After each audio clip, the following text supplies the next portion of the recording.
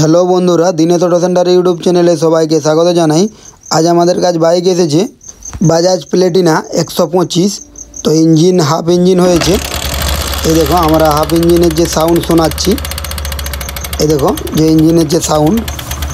তো এটা অন্য গ্যারেজ থেকে এসেছে, তো এই প্রবলেম সলভ করতে পারেনি যে হাফ ইঞ্জিন করার পরে এই সাউন্ড বের হচ্ছে।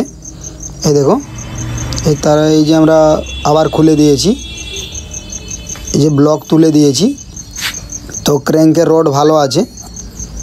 এই দেখো যে পিস্টন, এই যে নতুন ব্লক লাগিয়েছে, এই দেখো নতুন ব্লক। আর এই যে পিস্টন, এই দেখো পিস্টন এই পাশে দুপাশে। তো এই যে পিস্টনে এই যে ভাল্ব ঠোঁকা লাগছে, এই দেখো এই দুপাশে ঠোঁকা লাগছে। তো এটা কি প্রবলেম বলছি। এই দেখো যে ব্লক আমরা আবার নতুন ব্লক এনেছি, এই দেখো এই নতুন ব্লক লাগাচ্ছি। নতুন ব্লক লাগানোর পরে প্রবলেম সলভ হয় কি না, তো আমরা এবার লাগিয়ে দেখব। এর যে প্রবলেম, যে ভাল্ব ঠোঁকা লাগছে পিস্টনে, প্লাটিনা 125-এর যে ভাল্ব সাইডে কোনাকোনি হয়।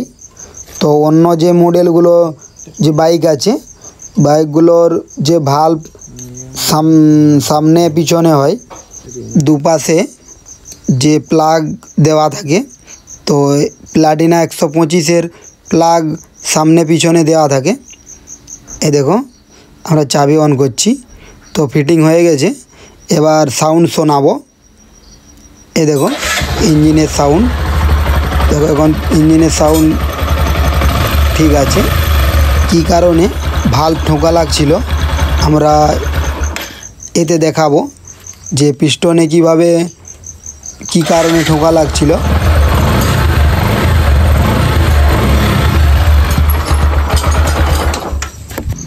এই যে দেখো এই যে পুরাতন পিস্টন।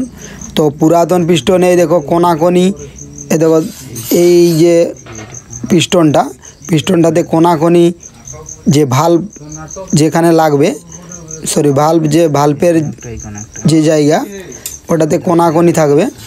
এই দেখো যে কোনাকোনি আছে। এই যে নতুন যে পিস্টন, এই দেখো নতুন পিস্টনের যে পজিশন, এটা দু সাইডে আছে। এই দেখো এই সাইডেতে আছে, এই যে এখানে ভাল্ব ঠোঁকা লাগছিল, এই দু সাইডে যে কোনাকোনি পজিশনে ভাল্ব ঠোঁকা লাগছিল, এটা আমরা চেঞ্জ করে নতুন ব্লক পিস্টন দিয়েছি। দিতেই প্রবলেম সলভ হয়ে গেছে। ভিডিওটা এই পর্যন্তই। পরের ভিডিও দেখার জন্য চ্যানেলটির সাথে জুড়ে থাকুন।